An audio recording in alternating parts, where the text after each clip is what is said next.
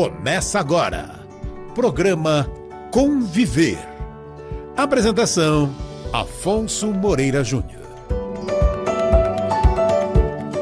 Boa tarde a você que nos acompanha pela Rede Boa Nova de Rádio, pela TV Mundo Maior, emissoras da Fundação Espírita André Luiz e também pelo nosso canal no YouTube, pela nossa página no Facebook.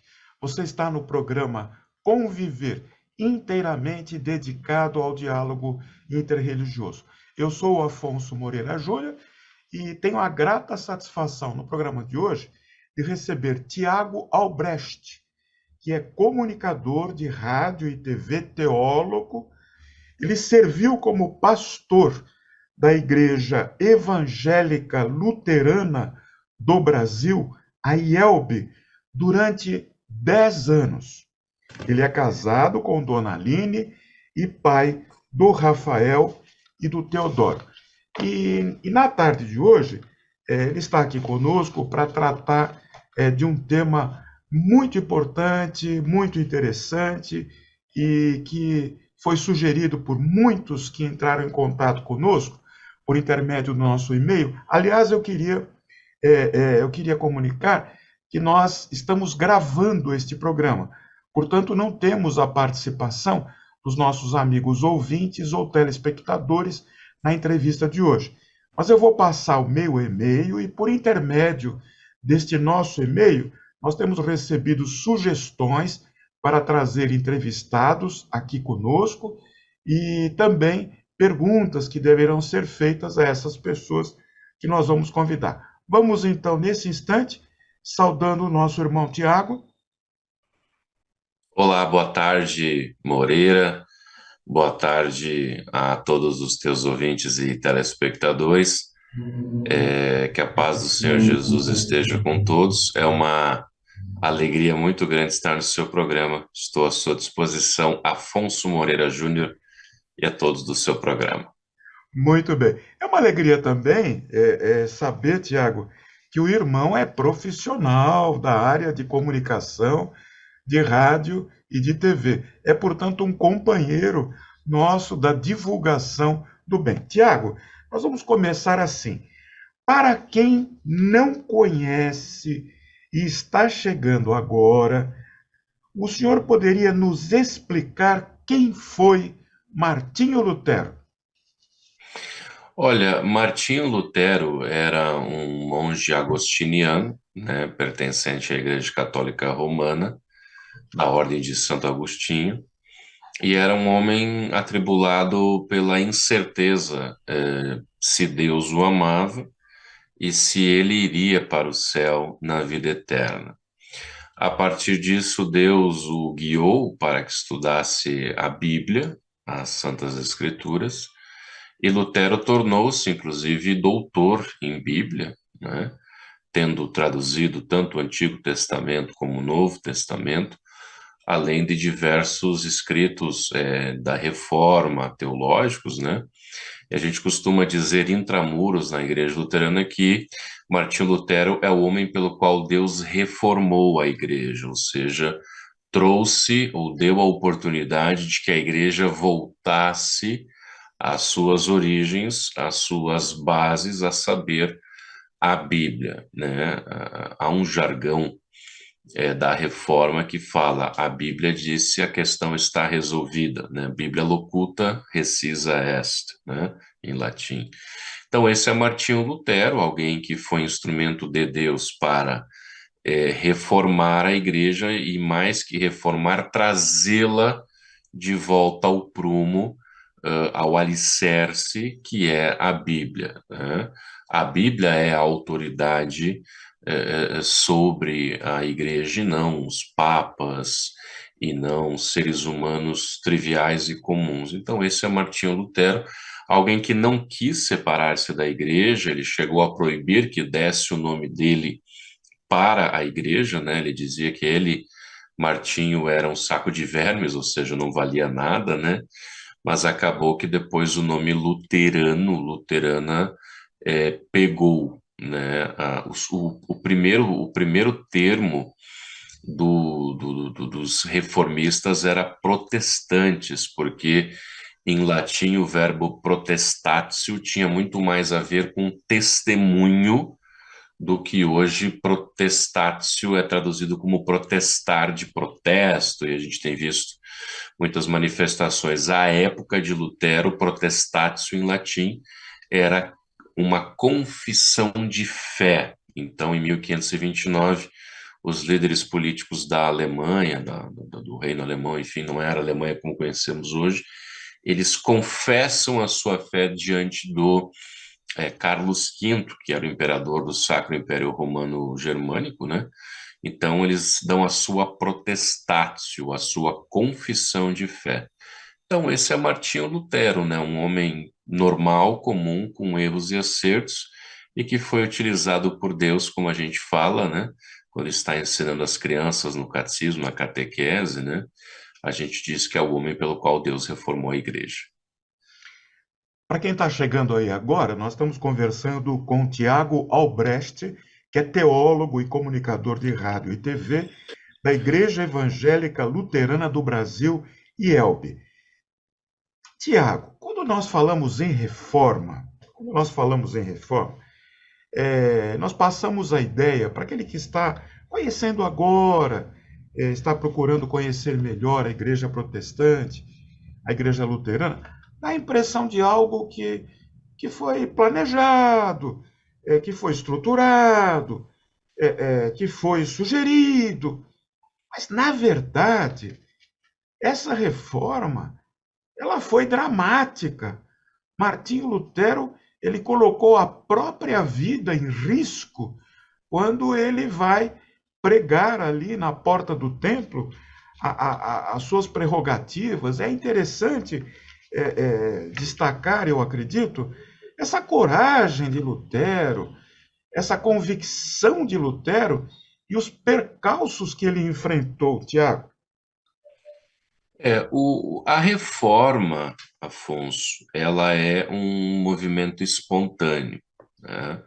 Ela surge de um coração atribulado, ela surge de um pecador oprimido pelo pecado e pelo medo da morte eterna, né? E espontaneamente ela surge quando você junta a fome com a vontade de comer, quer dizer, você tem um pecador precisando de perdão e você tem um Deus perdoador que quer perdoar pessoas em nome de Jesus. E dessa espontaneidade é que surge Lutero, o teólogo da Bíblia, como se fala no jargão acadêmico. Então, não houve um planejamento, como citei, né? O Lutero não queria nem que o seu nome fosse dado para o movimento dissidente reformista. Tanto é que em 1517, quando Lutero afixa suas teses na porta da Igreja do Castelo, e ao contrário do que muitos pensam, a porta da igreja não era o Facebook da época, né? A porta da Igreja do Castelo era lugar para debates teológicos, tanto que Lutero apresenta suas teses em latim, e o povo, 95% é analfabeto, e dos que são alfabetizados, nem todos falam latim. Então, Lutero, em 1517, ele tem a ilusão de que poderia haver um debate acadêmico sobre as suas teses, porque ele, um pobre miserável pecador, precisando de alívio, de evangelho, de perdão para aliviar a sua consciência para perdão dos seus pecados, ele é confrontado, ele é exposto à graça divina em Cristo Jesus, e aí surge a noção do pela graça sois salvos mediante a fé, né? A Igreja Luterana prega a justificação ou salvação pela fé. Bom, então ele prega essas teses na porta da Igreja do Castelo porque, na sua ilusão juvenil e pueril, ele acha, bom, não, vamos debater. Mas ele já estava circunscrito ali, ele estava circunscrito à academia, ele era professor de Bíblia na Universidade de Wittenberg, e outras disciplinas também lecionava. Então ele tinha a ilusão de que haveria um debate, mas que a vida ia seguir, né? Quer dizer, Em momento nenhum Lutero quer separar-se da igreja, especialmente ali até 1530 e lá vai pedrada, né? Inclusive, depois de 1517, Lutero dá um passo para trás e para de fazer polêmicas. Ele não quer, repito, rachar a igreja, ele quer que a igreja volte para o prumo. Mas aí os seus adversários, como a gente chama, os papistas, né, aqueles defensores do papado, da Igreja Romana, seguem acusando Lutero, seguem escrevendo tratados contra a teologia de Lutero. E aí Lutero se vê obrigado a seguir escrevendo e debatendo. E aí a coisa ganha escala, né? Vai ficando mais séria, inclusive Lutero é considerado fora da lei. Em determinado momento, quando ele é chamado perante o imperador, ele precisa de um salvo-conduto para ir até a presença do governante. E lá na presença do governante, tu falaste sobre coragem, sobre intrepidez, enfim. Aí vem uma frase, uma passagem muito importante da Reforma, Afonso, aonde Lutero diz que daí ele é chamado a revogar as suas teses, né? O pessoal põe de frente ele os seus livros e a palavra latina era revoco, né? Então ele só precisaria dizer uma palavrinha, estaria tudo certo, ele voltava para casa, o Papa voltava para Roma e liquidada, o Carlos V voltava para a sede do Império e liquidada a fatura. E aí vem a coragem. Lutero diz: a menos que eu seja convencido pela Bíblia, pelas Escrituras de que estou errado, caso contrário, aqui permaneço e que Deus assim me abençoe. Ou seja, a coragem dele foi que ele não vendeu a sua própria consciência, ele preferiu até mesmo e eventualmente perder essa cabeça, né? Quer dizer, mas para que ele pudesse deitar no travesseiro com a consciência tranquila de que ele estava agindo absolutamente de acordo com a Bíblia. Por isso, Lutero é o teólogo da Bíblia, né? Outros reformadores depois vão entrar em questões políticas. Vai ter, por exemplo, a fundação da Igreja Anglicana na Inglaterra, que é uma mistura de política com religião. Lutero se abstém, ele foca na Bíblia, ele é ingênuo nesse sentido, de achar que a igreja ia discutir apenas a questão espiritual, mas a gente sabe que a teologia era a máquina arrecadatória da Igreja Católica da época, indulgências, missa pelos mortos, enfim. Então, a coragem de Lutero é uma coragem baseada na fé, baseada na Escritura. Ele diz perante as autoridades da época eclesiásticas e religiosas: a não ser que vocês me provem pela Bíblia que eu estou errado, outro sim, eu permaneço nesse ensino que as Escrituras estão me dando. Tiago, Martinho Lutero investiu com muita força, com muito propósito, contra a cobrança das indulgências e também a simonia. Eu gostaria que você explicasse, para quem está nos acompanhando hoje, o que foram essas indulgências e a simonia contra as quais Lutero investiu com muita coragem e determinação. Simonia que você refere seriam, desculpa, A, simonia. a venda das relíquias, talvez? Ah, perdão, tá, desculpa, a gente conhece por relíquias, tá certo. Isso. Começando então pela simonia, a venda das relíquias era uma máquina de fazer dinheiro, né? Vendia-se prego da cruz de Jesus, dente do menino Jesus, pedaço da cruz de Cristo, pedaço do manto no qual o menino Jesus foi enrolado e ossos dos apóstolos e assim por diante. Então, essas relíquias, elas tinham um poder quase que mágico de uma vez que você comprasse essas relíquias, você estaria comprando o quê? Comprando um pedaço da divindade, você estaria fazendo uma boa obra. Então, além de você ter um amuleto, né, você também teria da parte de Deus favor. Você estaria de bem com o cara lá de cima, como diria a Xuxa, né? Quer dizer, você estaria em paz com Deus porque você fez uma boa obra. Você comprou uma relíquia para você tratar como um tesouro na sua vida, né? Então, isso é a simonia, isso é a venda, como falei, de pedaço de osso de apóstolo, prego da cruz, pedaço de roupa não sei de quem, Moisés, cajado. Então, o relicário, inclusive um dos protetores políticos de Lutero era dono de uma das maiores coleções de relíquias da Idade Média. Então você veja que Lutero ele precisou dentro de casa, vamos dizer assim, lidar com isso, né? Ele enfrentou esse problema, porque ele precisou ter muita parcimônia, muito cuidado, mas ao mesmo tempo muita coragem e intrepidez para dizer não, isso está errado.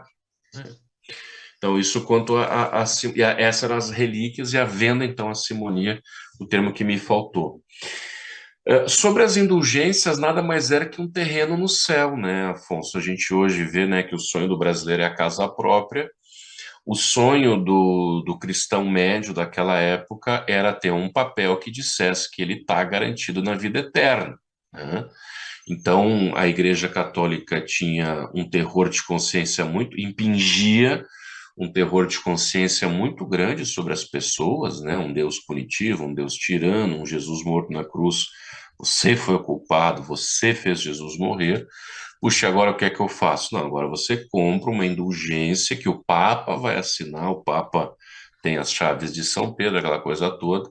Então a indulgência nada mais era do que o passaporte para o céu, né? Você com a indulgência, opa, agora Deus me perdoou, agora eu fiz uma boa obra, eu comprei, né? Eu ajudei a igreja, ofertei para a igreja, comprei essa indulgência. Então é como se eu tivesse a escritura do meu terreninho no céu, né? Isso foi uma máquina arrecadatória violenta. O Papa Leão X, se não me engano, ele estava na construção da Basílica de São Pedro, em Roma, e ele precisava de muito dinheiro. Então, mercadores das indulgências, como João Tetzel, que foi quem Lutero conheceu na Alemanha, esses caras rodavam a Europa toda com toda uma pregação escatológica, apocalíptica, com um apelo para o final, ó, então se você quer aliviar a sua barra com Deus, faça essa obra. Deus espera que você compre essa indulgência. Então, o favor divino era Deus botar à venda ao alcance do seu dinheiro o perdão. Então, realmente foi um problema muito grande que Lutero enfrentou, porque a teologia de Lutero se baseava naquela passagem daquele escrito do apóstolo Paulo, pela graça, em Romanos, né, pela graça sois salvos mediante a fé, e isso não vem de vós, é dom de Deus para que ninguém se glorie, né? Então, a venda de indulgências era realmente uma máquina arrecadatória e, ao mesmo tempo, não incentivava uma vida, uma comunhão com Deus, não incentivava a salvação pela fé, mas senão pelas obras, né? Usando uma expressão aqui bem rotina, é um golpe do vigário. Sim, Era sim, um golpe sim. do vigário. Né?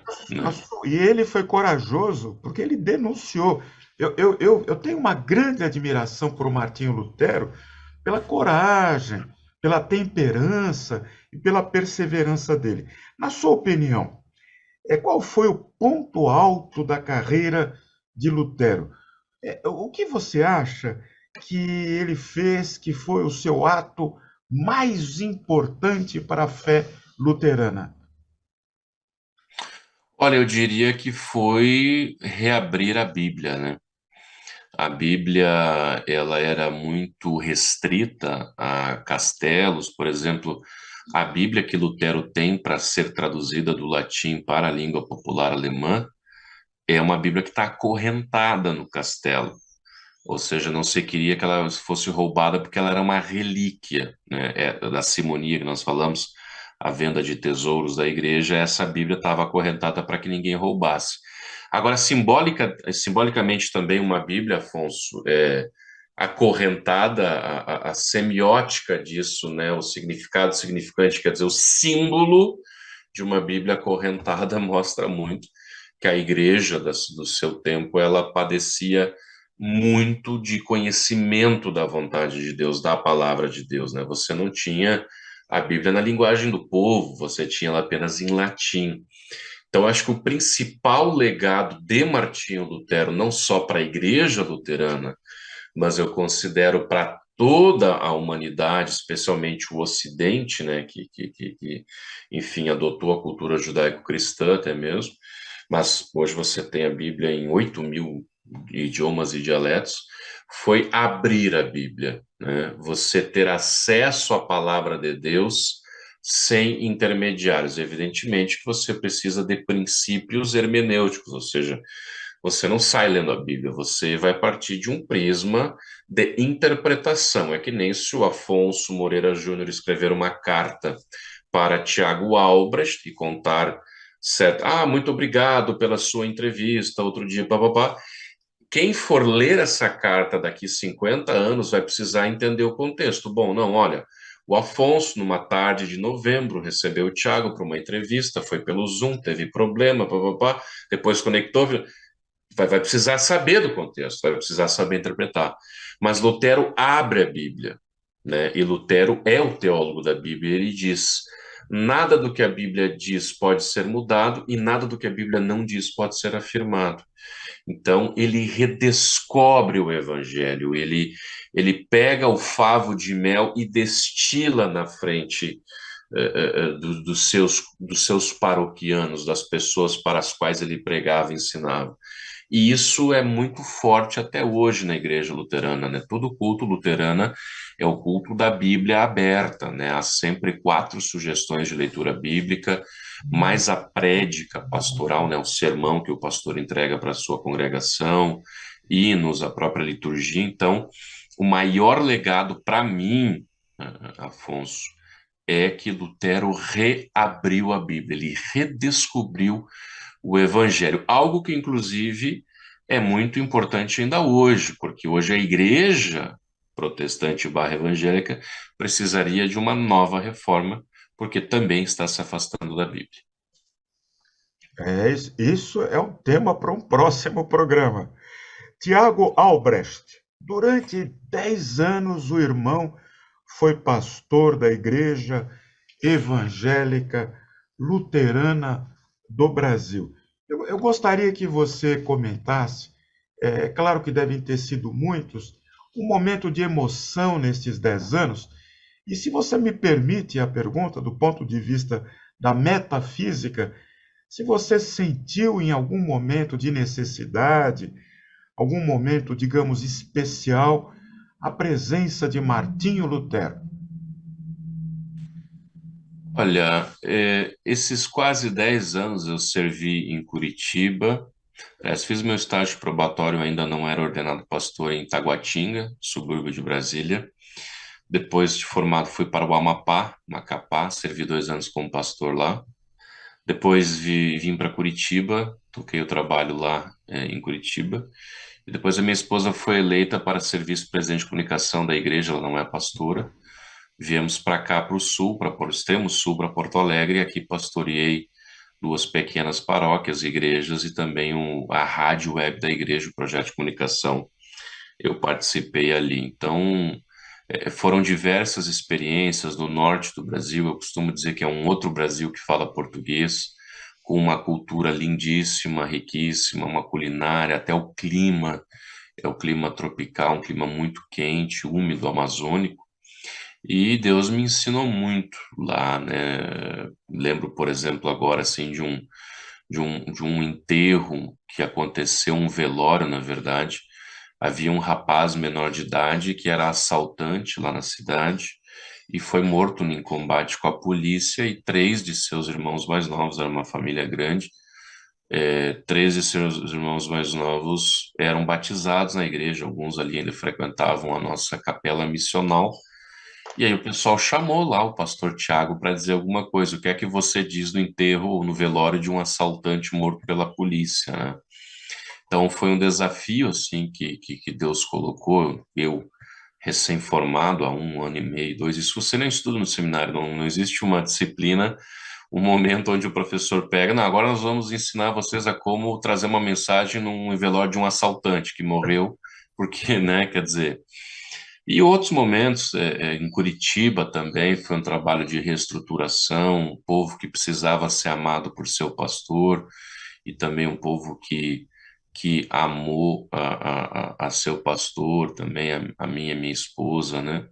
E sobre essa questão metafísica, na verdade, Lutero fazia muito eco ao apóstolo Paulo, né? Que Cristo cresça e eu diminuo. Então, Lutero, na nossa denominação luterana, o cuidado que nós temos, Afonso, é para não transformá-lo num santo, ou num oráculo, ou até mesmo num papa marrom, quer dizer, Lutero foi um instrumento valioso nas mãos de Deus, mas porque Deus o fez instrumento. Então, na verdade, do ponto da metafísica, todo o membro luterano que vai aos cultos, ele tem a participação na Eucaristia. A doutrina luterana ensina que há uma presença real sacramental em, com e sob o pão e o vinho, quer dizer, o mesmo Cristo crucificado no Calvário é o Cristo que está ali fisicamente, sacramentalmente presente, o seu corpo para ser comido, o seu sangue para ser bebido.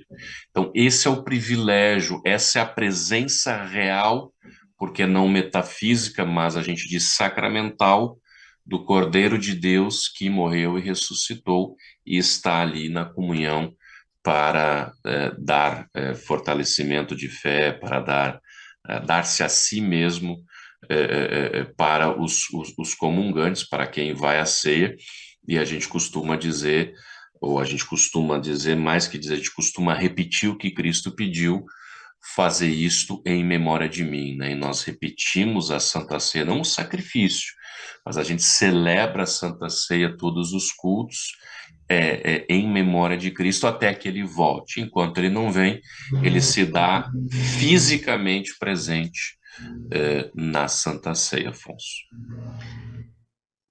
Se Lutero Hum, estivesse hoje, estivesse vivo, ele está vivo na memória, no exemplo, na nos história, escritos, na história do luteranismo, na memória da humanidade. Mas se ele sim. estivesse hoje entre nós, em quais tipos de problemas, em quais frentes de problemas humanas você acha que ele estaria atuando ou estaria concentrado com mais determinação, Tiago? Olha, Afonso, eu acho que ele atuaria nas mesmas áreas que ele atuou quando esteve aqui neste mundo, né? Ele pregava muito contra a usura, né? Especialmente a questão aí do dinheiro, ele escreve muito forte contra o deus Mamon, né? O Mammon, que era o deus das riquezas na época de Jesus. Tem um versículo que diz, né, que é impossível servir a Deus. Jesus diz, é impossível servir a Deus e a Mammon, né, e as riquezas. Acho que ele também abordaria a questão da ganância, a questão das discrepâncias sociais, daqueles que se locupletam do Estado, muitas vezes utilizando o pobre como testa de ferro para se locupletar, né? Acredito que ele também incentivaria muito os cristãos para a caridade, né? Lutero ensinava muito sobre a, a, a fé do cristão se cumpre na pessoa do próximo. Se não houver um próximo, né, a pessoa próxima de você, então você não tem oportunidade de exercer a fé, né? Lutero é o cara que vai tirar a religião dos mosteiros, dos monastérios, onde tinha freiras, enfim, que era considerado o mais alto grau de culto e serviço a Deus. Lutero, no seu tempo, vai dizer, né, a mãe que troca a fralda do seu filho está rendendo maior culto a Deus do que o monge que ora por 3 horas seguidas, né? Então, Lutero, acredito eu, ele não fugiria muito do que ele abordou à sua época, né? Ele vai dizer que se você é um bom marido, se você é uma boa esposa, se você é um profissional que entrega um produto bom, confiável por um preço justo, ali você está exercendo a vocação cristã, né? Então, acredito que Lutero, nos dias de hoje, ia apontar muito para isso, do cristão lembrar-se de quem é, menos buscar prosperidade, menos propósitos com Deus, menos dons disso e daquilo, dom de língua, dom de profissão, e mais serviço ao próximo. Ele diria que a igreja cristã ela não domina, ela serve ao próximo, né?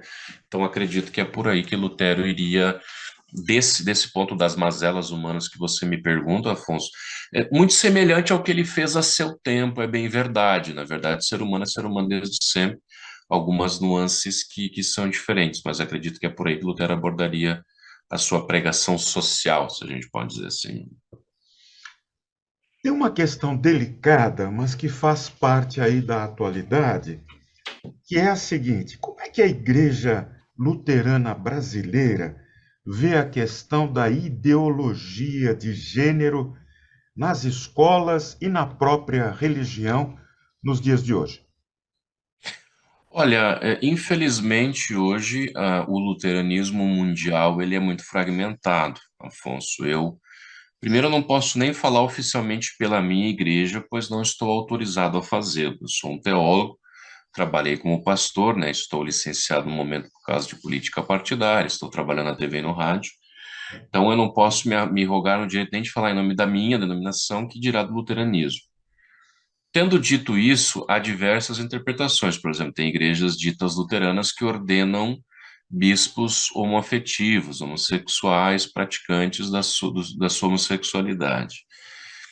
O segmento luterano a que eu pertenço é um segmento ortodoxo, né? A Bíblia falou, a questão está decidida. A Bíblia não falou, não podemos afirmar, né? A gente prega e crê, enfim, crê, professa e ensina a inerrância das Sagradas Escrituras. Por isso, nós cremos, ensinamos e confessamos, como luteranos, ortodoxos, confessionais, de que Deus segue, digamos assim, né, a sua criação segue com macho e fêmea, homem e mulher. Né? Tudo que foge a esse padrão é fruto do pecado. Não é por exemplo, a homossexualidade, quem a pratica, enfim, não está cometendo um pecado maior do que alguém que mente, do que alguém que fofoca, do que alguém que vai para a balada e pega todas, por exemplo, do sexo oposto. Mas é um pecado. Então, o luteranismo confessional ortodoxo, ele tem compaixão pelo pecador, ele entende as limitações do ser humano, ele não julga e não condena, né, esse ser humano, ele aplica o que se chama de lei e evangelho, né? Ele mostra a exigência da lei de Deus, freio, espelho e norma de conduta, mas uma vez que o ser humano não consegue alcançar isso, então vem o evangelho, vem dizer, olha, Cristo pagou a exigência por ti na cruz, morreu e ao terceiro dia ressuscitou para que nós também crucifiquemos a nossa carne e ressuscitemos nova criatura. Já no batismo, renascemos nova criatura e no dia do juízo final vamos ressuscitar para morar com Cristo no céu. Então, nós não aprovamos a ideologia de gênero por acharmos que ela é contrária a tudo isso que brevemente expus, por acharmos que a ideologia de gênero é contrária à palavra de Deus. Não sei se tu me perguntasse mais alguma coisa além da ideologia de gênero. Acho que é Não, isso, né? eu vou perguntar agora das confissões luteranas. Sim, por favor. Se você pudesse explicar para nós o que são as confissões luteranas, mas antes da sua resposta, eu quero reformar aqui. Eu também sou reformador aqui, reformador de um cantinho só, um cantinho. Sim, sim. Estou aqui com o Tiago Albrecht, que é teólogo, comunicador de rádio e de TV, serviu como pastor da Igreja Evangélica Luterana do Brasil, a IELB, durante 10 anos. Ele é casado e está aqui agora, nesse instante, para responder a nossa pergunta: o que são as tais das confissões luteranas? Como falei mais cedo nesse nosso bate-papo, Afonso, Em 1529, já está todo o furdunço do movimento protestante, metade da Alemanha segue Lutero, rompe com a Igreja Católica, a outra metade permanece católica. E aí, então, existe a reunião ou dieta de Augsburgo, que é uma cidade alemã, onde o império e a igreja convocam os príncipes, os manda-chuvas, assim, de cada feudo, de cada condado, enfim, e chama esses caras para tentar resolver isso, né? Quer dizer, ou vocês voltam para a Igreja Católica Romana, ou vai ficar difícil. E aí, esses príncipes e duques e líderes, enfim, eles entregam a sua protestatio, que é a sua confissão de fé, né? As confissões luteranas nada mais são do que um resumão da doutrina que Martinho Lutero vinha ensinando oficialmente desde 1517. Então você tem mais ou menos ali 12 anos, aliás, é 1530, 1529, 1530, até peço perdão pelo lapso de memória. Mas são ali 12, 13 anos de ensinamentos de interpretação bíblica a partir de Martinho Lutero e Felipe Melanchthon, que foi seu braço direito. E aí eles chegam diante do Carlos V e dizem, ó, essa é a nossa protestatis, ou seja, essa é a nossa confissão de fé. Nisso aqui a gente crê, e se a gente não puder crer nos nossos territórios, a gente prefere morrer ou lutar, enfim, né?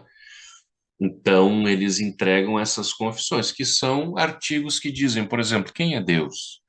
Quem é Jesus Cristo? O que é o pecado original?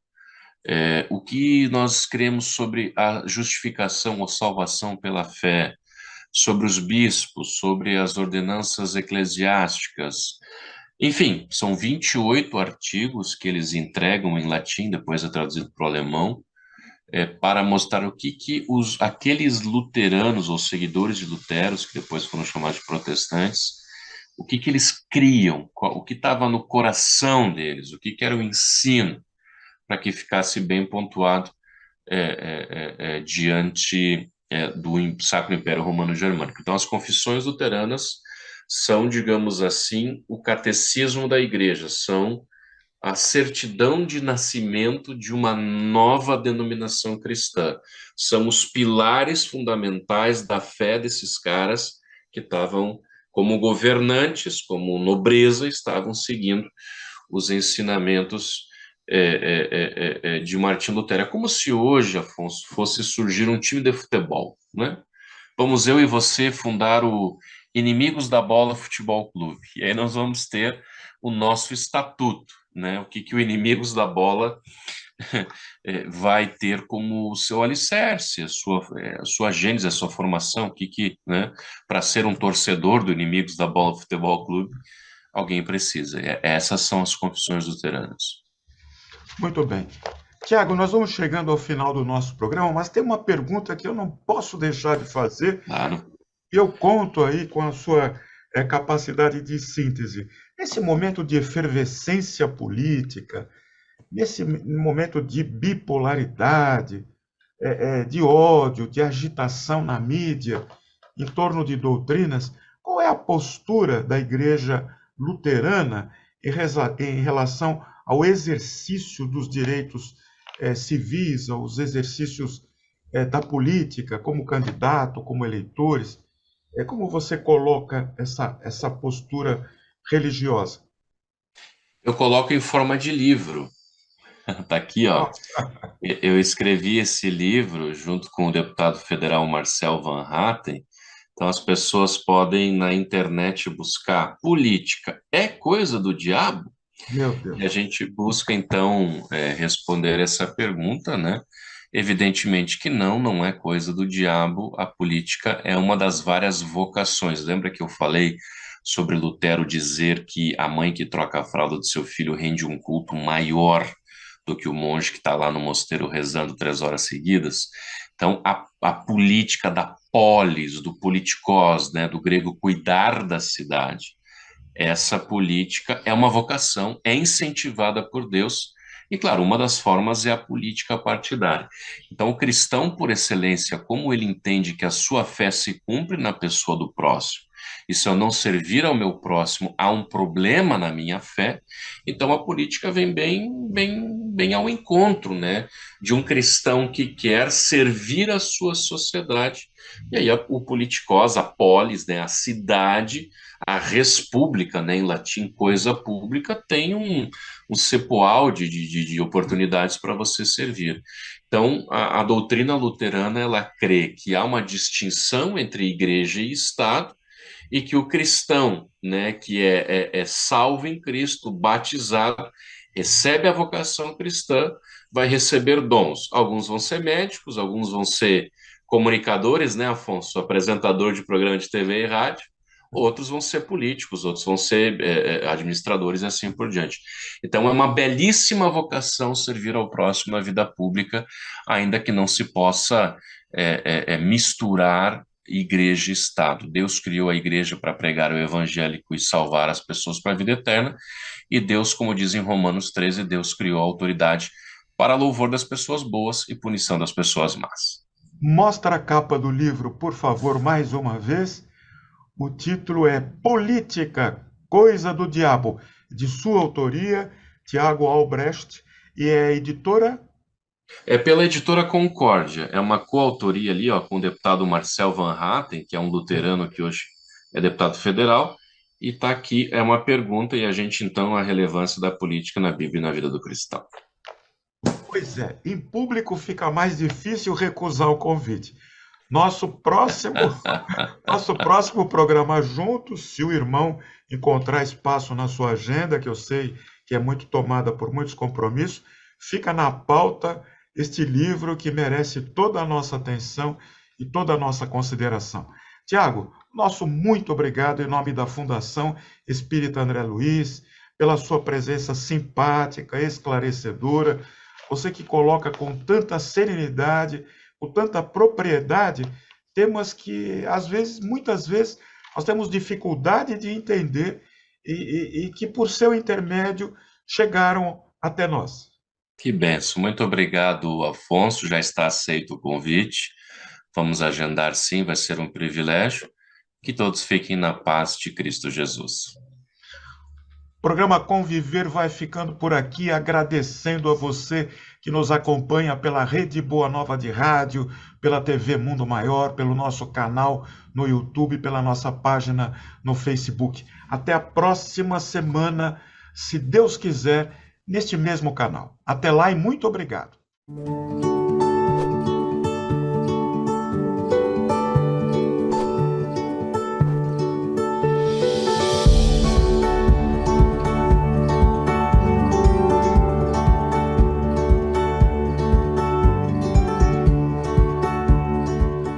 Você acompanhou Programa Conviver.